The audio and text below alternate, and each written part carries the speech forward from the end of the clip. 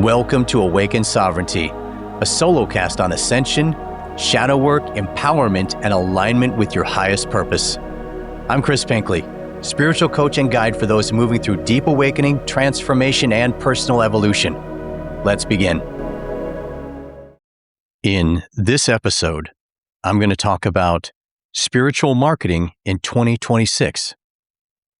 So the first question is, what is spiritual marketing and how does it differ from normal marketing? Well, the quick and easy answer is that spiritual marketing is utilizing your energy and your joy to essentially attract people, places, and opportunities to your business. Whereas normal, traditional marketing is taking a lot of action steps, researching the market, researching your competition, analyzing price structure, analyzing the market, looking at the global market, working on publicity, campaigns, drafting images and statements and logos. And there is an intersection between the two, because you might argue that you can't just wish something to be true and expect it to happen, and it's going to happen for your business. Although the better you get with your energy, the more likely you are to seemingly create miracles out of thin air. And I'll lead with a story that changed the way that I market forever. And truth be told, I'd kind of lost touch with this a little bit because the more the great irony is, the more successful you become, the more busy you get, the more you tend to lose track of these things. But the end result is that it can have a negative. If you're over efforting, there's a heaviness, an obligation, and a kind of an ugh feeling to running your business or marketing. Then your business might start to fail because of that, especially now in 2026 when the energy has changed. So probably around, I would say 22 years ago or so, which is about, was maybe a couple years after I moved to the Bay Area. I was having a really, really rugged time trying to get my personal training business going again. And, my shoulder, which has been, has plagued me ever since I had an incident back in Gold's Gym, Venice. Essentially, there was an incident that wound up with the tearing of my shoulder and kind of radically and drastically changed the trajectory of my life. And I would spend near a decade and thousands of dollars trying to fix it. But that incident in and of itself would cause me a lot of problems, a lot of depression as I watched my body wither away into nothing, and I couldn't seem to do anything about it. And so during this particular time period in my life, which was, subsequent, it was, several years after that, or a few years after that, and I was really trying to fix my shoulder, and also my personal training business wasn't going anywhere. This is the weirdest thing. I was out driving around, and I went to actually get some rum and Coke just to kind of drink myself silly. I used to drink quite a bit back then. I don't drink at all anymore, but I don't know, a couple days a week. It wasn't like all the time, but still a lot more than I would have liked. Let's put it that way. And I wound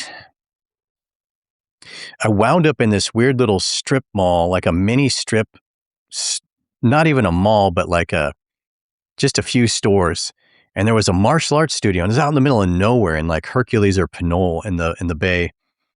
And I walked in, and it looked like it was abandoned, but there was like a whole like miniature gym, but like a miniature Gold's Gym, not just like, a couple treadmills and some dumbbells on the floor and, a hula hoop or something. on a stretching mat, but an actual gym with heavy duty equipment in it. It was small, but it was pretty thorough.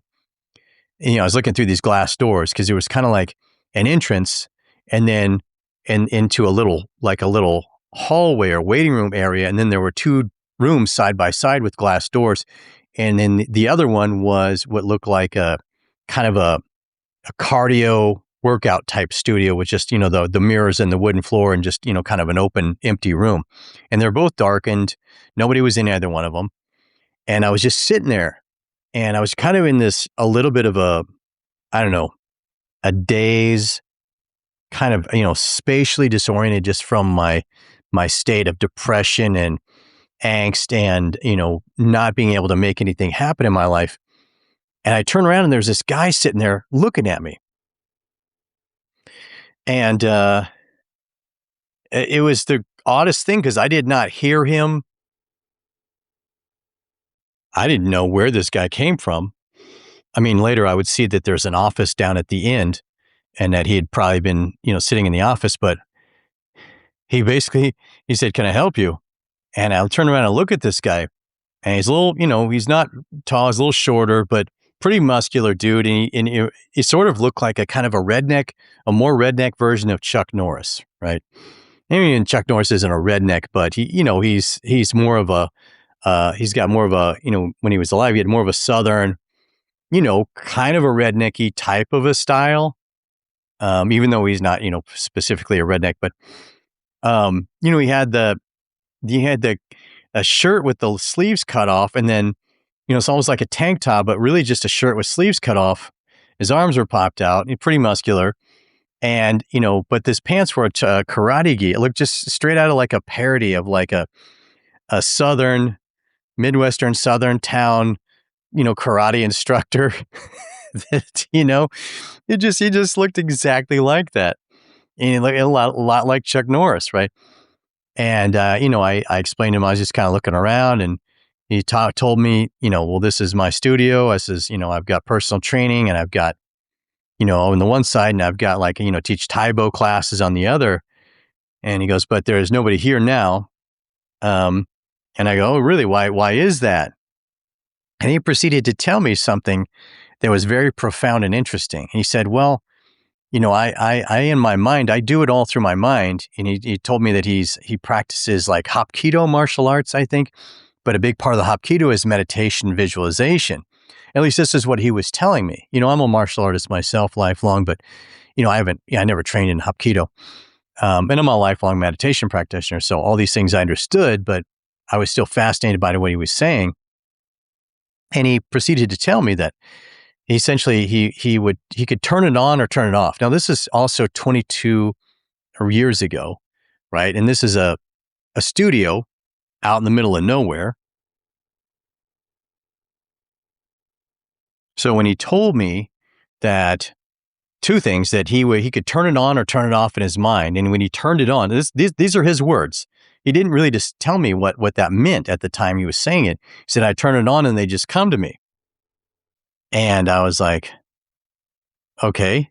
It was very much like he was like a mystic, but like with a kind of childlike innocence and not like the most vocabulary, the broadest vocabulary.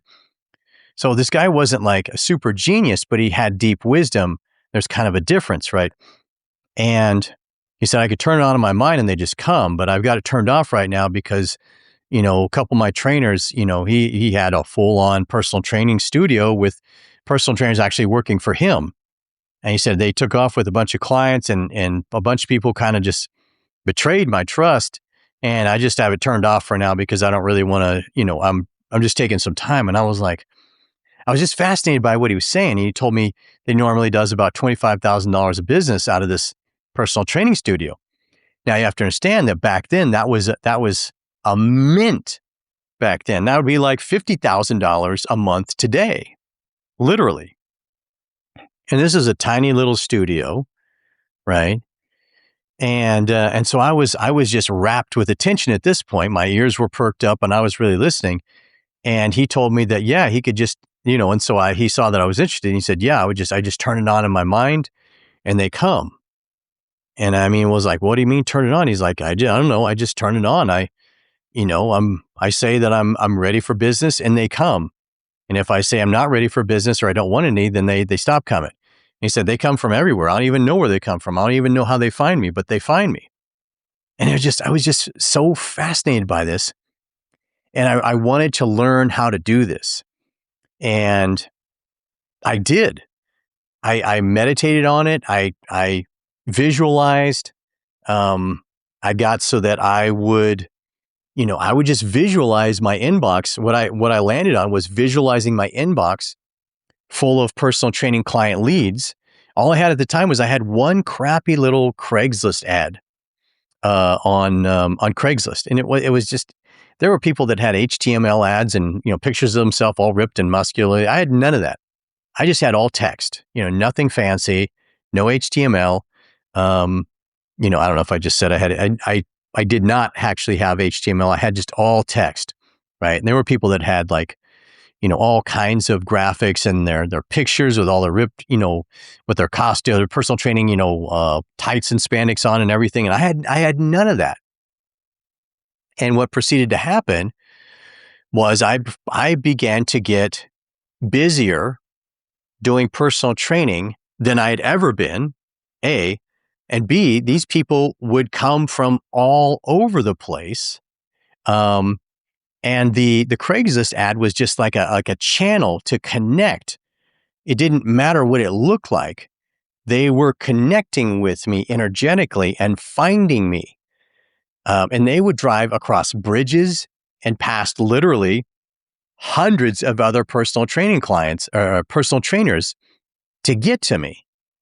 It was insane. And I went on to do really, really well with this up until I got really tired of doing personal training, which is, it's more like my dharma, personal training was. I felt, because I loved it for only a little bit. And then I just, then I liked it. And then I began to dislike it towards the end because it wasn't really what I wanted to do with my life. Also, it was a lot of labor, racking and re-racking, racking and re-racking hundreds of pounds of weights every day, stretching people manually. You're down on the floor on your hands and knees. It was a lot of effort. You got to kind of be a special individual, a special person to be a personal trainer and just do that for the rest of your life. It can really, you've got to be kind of almost, kind of a rugged individual. But while I was doing it and I loved it, it was very, very rewarding.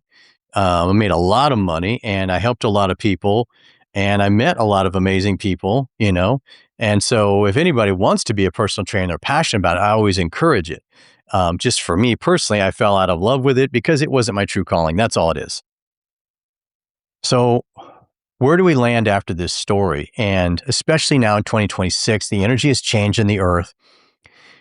Trying to force things to happen is just not working anymore. A lot of people are realizing that if I'm not really loving it and excited about it, then it might not happen. There might be no energy moving and I might just be hitting my head against the wall trying to force this thing that I'm not in alignment with.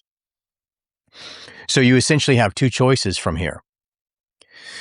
Choice number one is to start loving whatever it is that you're trying to make happen, that you're trying to force happen. And instead of forcing it, start loving it and start pouring energy into it and start being excited about it and visualizing yourself successful with it.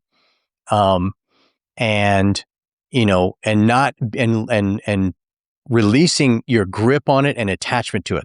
That's choice number one. Choice number two is to stop doing that and start doing something else. Find whatever it is that you love doing. I don't like to use passion because this implies that you have to find, the special thing when the reality is it just, finding something you love or enjoy doing could very well be enough, right? Find what you love to do and do that. Now that can require a lot of courage because for a lot of people, I don't know, for some people, that requires a kind of a giant leap of faith because I'm going to try to, make this thing happen. that how do you make a living from doing this thing that I love to do? I mean, there's always a way. There's always a way. But essentially, those are your two choices. Either start really loving what you're doing and lighten up on it and, infuse love and joy into it and appreciation and gratitude, and start visualizing yourself excited and happy with the successful end of it. Or find something, stop doing that, and find something that you really do enjoy doing and really does bring passion, bring excitement and fun and joy back into your life. And this is the essence of this entire episode, is that you really need to be loving what you're doing and loving your life and loving everything in 2026 with the energy the way it is, or you're going to be dead in the water. Now, of course, this is one of the things I do with coaching.